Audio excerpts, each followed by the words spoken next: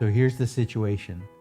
A patient has cataract or lens replacement surgery at an outside practice by an ophthalmologist.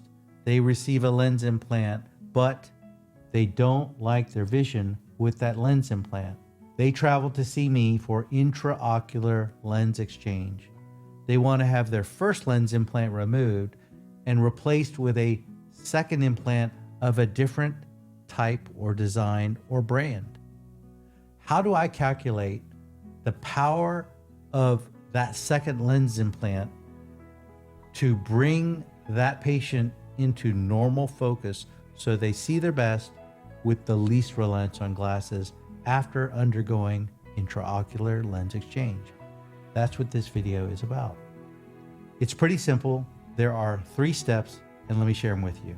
When the patient calls our office to schedule their initial appointment, our staff educates the patient to obtain their preoperative biometry and ideally the lens implant card that specifies what lens implant that patient received and what the power of that lens implant is inside their eye.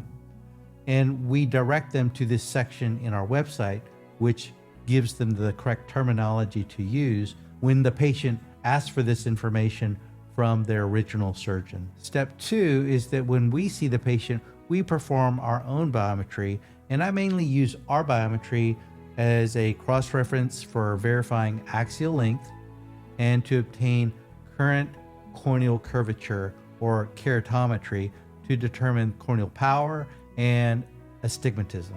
Then step 3, we then create a composite biometry using the keratometry from our biometer combined with the axial length, lens thickness, ACD, AD from the original preoperative biometry for the patient. Which IOL formulas can I access using this technique? I can access Hill RBF, Barrett, Barrett True K, and Holiday 2. Those are the primary formulas I use to calculate the correct lens power.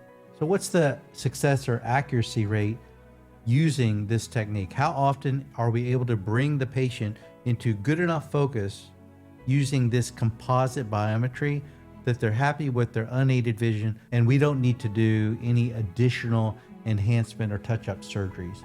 It's about 90% accurate in my experience. Now, how often do I see patients from outside practices come to see me for intraocular lens exchange where they want their first lens implant out and replaced with a second different type of lens implant? For example, they may want a monofocal after receiving a multifocal. They may want a multifocal or extended depth of focus lens after receiving a monofocal lens.